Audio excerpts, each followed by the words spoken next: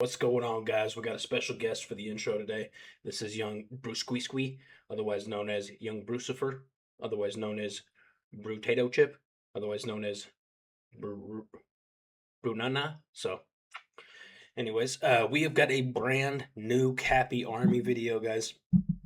I'm actually really excited about this one because it says the U.S. is warning Poland of a possible Russian attack plan on Poland, some kind of attack in some kind of a capacity. So I want to see this, man. This is very interesting. So we'll jump right into it. Do me a favor, please like, share, subscribe if you're not already. And apparently, I've been learning that occasionally it must be a glitch in the system or something, but people will get unsubscribed randomly. So do me a favor, check, make sure you're still subbed.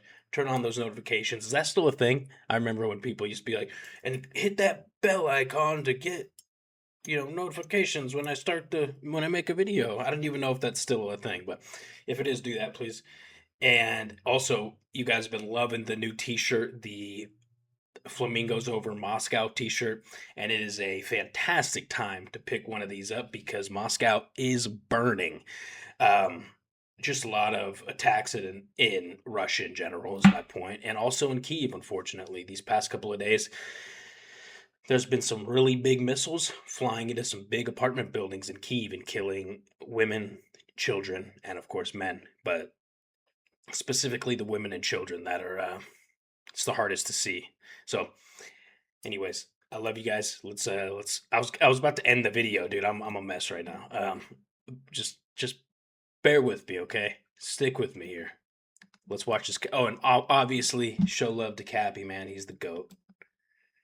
A Russian Mi-17 military helicopter suffers a catastrophic engine failure while flying over Belarus. Hey, I hope everybody had a good 4th of July too, man. Let me know in the comments what you guys did. All my Americans, my crazy gun-toting Amerikanskis. I know you guys are out there shooting your home defense weapons and lighting off fireworks, man. Sounds like a blast. Their navigation system stops working and they accidentally cross over the border into Poland before crash landing just a few miles inside NATO territory. Moscow immediately dispatches troops to rescue their downed helicopter crew. They establish a defensive perimeter inside Poland and wait for a response from NATO. Now, I've dated enough goth girls in my time to know when I'm being gaslit by Russia. The whole helicopter crash was a ruse. It was faked as an excuse to send a small contingent of Russian troops into Poland. Then the Russian troops would refuse to leave Poland without some kind of diplomatic negotiation. This information is according to reporting from one of Poland's largest news outlets, Onet. Onet is claiming that they spoke to the leadership of the Polish Secret Service, who spoke to a U.S. intelligence agency that warned Russia was planning this kind of armed provocation. Sounds like we're getting some hot gossip through the grapevine here. So is this clickbait? Is it fear-mongering? Or is Russia legitimately planning something this stupid? I'm your average infantryman, Chris Cappy. Let's find out. We need to get something straight right off the bat. Poland could easily wipe out a full-blown Russian attack in time for some pierogies. They've spent the last 4 years tripling down on defense spending, almost like they have centuries of history dealing with this exact kind of threat from Russia. But no matter how ludicrous a threat might sound, you have to be prepared for it. According to Onet, Polish forces are already conducting missions to send a clear message to Moscow that any kind of below-the-threshold provocation would be met with a response of bullets to the face without hesitation. But Russia isn't planning a straightforward conventional attack on NATO. The clandestine plot goes deeper than that, because according to U.S. intelligence reports that Onet reported on, after Russia's fake helicopter rescue mission on NATO territory, they then plan to fire attack drones and missiles at Polish warehouses that have aid for Ukraine, and at infrastructure like rail lines and power stations. Then Moscow would lie and say that those munitions were actually fired by Ukraine. That's stupid. Why would Ukraine do that? Well, according to Russia's lie, they were pretending to be Russia in order to drag NATO into the war to support them.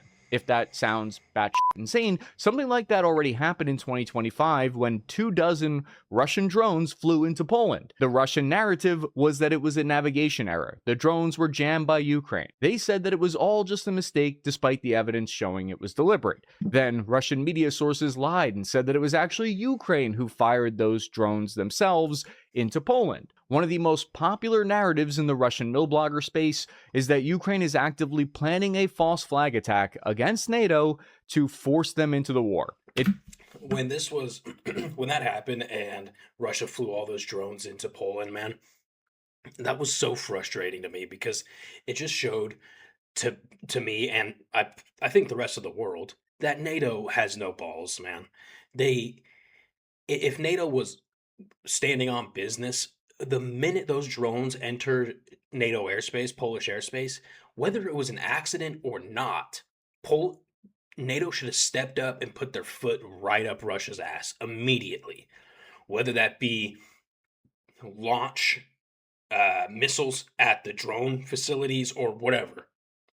That was such a big like slap in the face to the free world, just proving that this massive almighty NATO outfit is really just a paper tiger, and they're not going to do anything, even when Russia flies 20 freaking drones into NATO airspace on accident. It's all over their Telegram channels if you have no life like me and you monitor them. But after the 2025 drone attack, it only brought NATO countries, their military cooperation closer together. NATO stood up Operation Eastern Century in response to the provocation. Europe better integrated their air defense systems and deployed additional ground troops and built hardened fortifications on the border with Belarus and Kaliningrad. So why would Russia risk giving NATO a hall pass, a reason to hit them when they're down? The US government's warning to Poland in this recent reporting by ONET is that Russia's goal is to drive a wedge in the alliance over how to respond. Because in that last case, they had to do Article 4, which is a whole boring, lame diplomatic process that you had to get involved in, and that's what Russia wants to provoke. They want to get concessions from Western support for Ukraine. According to US intelligence report, Russia's plan is to come out and say that they'll only withdraw their troops back across the border if the US and Europe agree to totally suspend their aid to Ukraine, which is an insane line of thinking that I'm not sure I follow the logic on at all. Multiple Baltic and Polish Russia's really grasping at straws now, man. They're they're just shooting for the fences. Security sources also confirmed to the Telegraph that they are aware that Russia is planning some kind of false flag attack somewhere along NATO's borders, and that the plans are being actively discussed in Moscow. This is a threat that countries on the border with Russia are taking seriously. Why would Russia want to provoke NATO when they can barely handle fighting a much smaller country to their east? The truth is, they wouldn't. The last thing Russia wants is to give NATO an excuse to support Ukraine more. The intelligence picked up by America is that Russia is desperate enough to try anything. Russia seeks to cause an international incident with hybrid warfare, an incident that would look like Russia was the victim, an innocent helicopter crash in NATO, a drone strike that they claim wasn't them. In this warped way of thinking, it would distract from the crippling fuel shortages happening in Russia. It would distract from the slow progress in the war in Ukraine. And third, it would test NATO's resolve. It's kind of like that theory that when your head hurts, you hit yourself in the foot with a hammer to distract from your headache. It works if you don't think that hard. Russia knows they can't defeat NATO militarily, so instead they're aiming to create ambiguity. Counterintuitively, it's because of a tactic called escalate to de-escalate. The goal of the Russian provocation is to escalate tensions in order to force the Western allies to de-escalate by stopping their military aid to Ukraine, which, side note, I'm pretty sure any provocation would have the opposite effect and just increase support for Ukraine tenfold. Russia has a history of false flag operations. I would hope, I would hope Cappy's right here, but based off of what we've seen with NATO in the past, it seems like no, their main goal is to de-escalate every time, no matter what. Even if de-escalation is not in the best interest of all parties. So, I don't know if I completely see. I could see why Russia would want to take this tactic because it's smart. In 1939, Soviet artillery shelled a village near Finnish border, and the Soviet government claimed that Finland attacked first, and the USSR used it as justification to invade Finland 4 days later, starting the Winter War. After the collapse of the Soviet Union, Russian archives and historians acknowledged that Finland almost certainly wasn't responsible. But why would they attack Poland? Why wouldn't they go after one of these smaller, more vulnerable Baltic states? From Russia's unhinged perspective, if they can get Poland to stand down in a negotiation, then the smaller Baltic states would have no choice but to follow suit and do the same. It's prison rules here. You're supposed to just hit the biggest, baddest person in the entire prison first. Polish security sources, speaking to the Telegraph, said that they also anticipate a conventional small ground incursion of Russian troops into NATO's eastern flank, but the way that Russia plans to conduct the ground assault is very, very sneaky. Forces pre-positioned in the exclave Kaliningrad on Poland's northern border. It's where Russia hosts thousands of troops. The gamble Russia's playing here is that they're betting that instead of the small incursion being totally obliterated with massive firepower, they will instead stand down to avoid open war, or that the US government would request Polish forces to stand down for a diplomatic resolution. I wouldn't bet on it. Despite being bogged down in Ukraine, Moscow is continuing to prep for a confrontation with NATO. Satellite imagery has recently revealed new bases appearing near Finland and the Baltic states. Existing brigades in Russia are being expanded into division-sized formations, while the tanks that are rolling off Russia's newest factory lines aren't all headed to Ukraine. Some are being stockpiled closer to NATO's borders. Nordic intelligence believes Russia is rebuilding forces to fight NATO. At the same time, another campaign has been unfolding almost unnoticed. For over a year, mysterious drones have appeared over military bases across Europe. I've seen random strange drones in New Jersey. So what was it all about? They've flown over ports in Poland, air bases in Britain, logistics hubs in Germany, and facilities connected to NATO's nuclear deterrent. According to multiple investigations, many of those drones are being launched from Russia's so-called shadow fleet operating out of Kaliningrad. They're creepily lurking overhead, watching and waiting, and they're mapping out NATO's radar sites, they're timing NATO's responses, and they're trying to find weak points in logistics networks. It's the most lame version of Red Dawn. That's exactly why British and French commandos just started boarding and seizing Shadow Fleet vessels, because they're trying to destroy this clandestine drone network.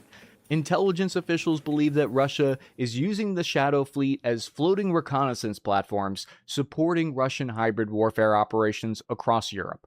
Russia appears to be creating dozens of small dilemmas so that Europe appears to be crying wolf each time that they catch one of these hybrid warfare operations. So is this clickbait? Is it fear-mongering? I might be an infantryman, not a professor, but I have a bit of media literacy. So the source of this information is coming from Onet, which is the largest Polish language web portal and online news platform. They reach 42% of Polish internet users weekly. So this isn't a tiny magazine we're talking about. Onet is generally seen as center-left in their reporting bias, and they're high profile enough to certainly have access to Poland's intelligence agency's leadership. What I think happened is US intelligence picked up chatter of hundreds of credible threats of things that the Russian military is plotting each week. American intelligence analysts intercept communications about Russia's planning many different possible attacks. Out of the thousands that they sift through each month, maybe only 10 are credible, and only 2 of them actually happen. But the US has a law called the duty to warn. When an intelligence agency uncovers credible, specific information about an impending threat, it must warn the intended target. It's the bro code of international US law. Recently, the US government has downplayed some threats from Russia. The Pentagon is actively considering withdrawing thousands of troops from Europe and potentially withdrawing strategic bomber support. It's not necessarily the type of information that the US intelligence agencies would love to leak to the public right now. Poland and Ukraine over the past few months have had some disagreements, and their diplomatic relations have run into some challenges. There's domestic politics causing friction between the two, having to do with grain sales and disagreements over how they view the history of names of units in Ukraine. It's possible a story was leaked to remind the public who the real enemy is here. By publishing these threats and plans to the public, like how we're doing, if you hear news one day in the coming months that a Russian military helicopter made a quote-unquote accidental emergency landing inside of a NATO country, You'll be less likely to buy the Russian false narrative that it was an innocent mistake because you will have already heard of it. This is part of the reason why staying informed on these matters is important, I think. Mhm. NATO needs to create a clear plan of action beforehand on how to respond with force if they are tested. It helps reduce the chance that Russia would even dream of trying to get away with an armed provocation like this, unless they are really just absolutely determined to open up a new front to lose on. Excuse me, sorry. I agree, man. I agree with Cappy for sure. But I will say that Russia's really good with this disinformation, um, propaganda stuff, man. They're really good at it, and they're also really good at playing the West's bureaucracy and spider webs of red tape against themselves. And they're good at just being able to use all of the West bureaucracy and wrap them up in it and make the US and the EU and NATO just basically caught up in their own bureaucratic systems, and while Russia just continues doing what they were going to do anyways, and the West is just distracted on figuring out, well, this law means this and this law means this, so we can't do this, we can do this, but blah, blah, blah. They're good at it, man. I again, I'll kind of circle back here. Russia's done so many things accidentally in Europe and even in the US, between cyber attacks, drone reconnaissance, spy balloons, um, the shadow fleets, illegal oil sales and distribution, um, these drones that just land in other NATO countries on accident. They've done so many things that, again, to me, it just proves that NATO isn't going to do anything unless a Russian soldier walks into a NATO country where what's his name, Root, something, the leader of NATO, a Russian soldier walks up to Root and slaps him in the face and says, "We want war." Then maybe NATO would step up, but I just don't see it happening, man. I definitely understand the perspective of not wanting to escalate things to full scale war. Of course, I get that, but when when all you do is when an organization or whatever, some sort of a military outfit, when all they do is try to de-escalate situations, they lose any kind of threat threat capability in the sense that Russia knows NATO won't do anything at this point. China knows NATO won't do anything at this point. Iran knows NATO won't do anything at this point, because all they do is try to prevent, rather than what they were made to do, which is ensure the safety of the NATO countries. So again, the second Russian drones enter NATO airspace, jets are scrambled and they are attacking targets in wherever those drones came from. Boom. Immediately setting the precedent that that is never an option. That can never happen in a NATO territory. Instead, they scramble the jets, and everybody stands at the border and does absolutely nothing. And then days go on, the story starts to fade, and then everybody forgets that Russia launched 20 drones into Poland, right? Okay. And that is a massive victory for the enemies of the free world and enemies of NATO, because they're like, "Oh, we could just launch drones in there. They won't do shit." So, I don't know, man. I've been very critical about NATO ever since the full-scale invasion of Ukraine, because I've seen how many times they get together and they talk and they have these big NATO summits and they invite President Zelensky and they talk about wanting to help. And then the following year they'll have another summit and they're talking about the exact same thing. Then the next year they'll have another summit and they're talking about the exact same thing. Nothing's changing. Um, it's again, it if NATO was more aggressive, they would be they would be an absolute force. They would be the strongest military force in the entire world, no matter what. Absolutely. With addition of the combination of Western militaries, the U.S. military, EU military, all these, it would be undefeatable. But they look like just these really, really weak leaders at this point, and the U.S. is really was the backbone of NATO in regards to the supplies and financial contribution and military aid contribution to NATO that was given. The U.S. exponentially um, outnumbered, outranked every other country combined as far as what they contributed to NATO. And I don't blame the US for saying, okay, this isn't fair. We we're not seeing any equal contribution to this agreement, so we want to pull out. I don't think it's a great idea to pull US troops out of these strategic locations, especially near Russia. But I get it. It's like the US said, hey, you need to step up. You need to step it up. And then they waited, and then the next couple of years they said, hey, you need to step it up. And Europe's like, hey, we did. We bought one extra tank. We bought one extra tank in 12 months. So we're contributing now. Obviously, I'm joking, or I'm exaggerating, but it's kind of the equivalent here in comparison to what the U.S. contributes to NATO. So I don't know. It's messy, man, and I would love to see. And I've said this since we started this channel. I would love to see a smaller coalition of countries who are allied countries who are extremely aggressive and willing to take the fight to the enemy and promote peace through aggression. So countries like France potentially, countries like Poland potentially, some of these Baltic countries, even countries like Norway, this smaller coalition that is like the second something hits the radar that is against the their allies, NATO, the EU, whatever, they're moving. They're on this, taking the fight directly to where that threat came from. I would love to see that because it would show the enemies of the world that there is a group out there that is watching and willing to punch you in the mouth if you step out of line. But as of right now, there isn't that.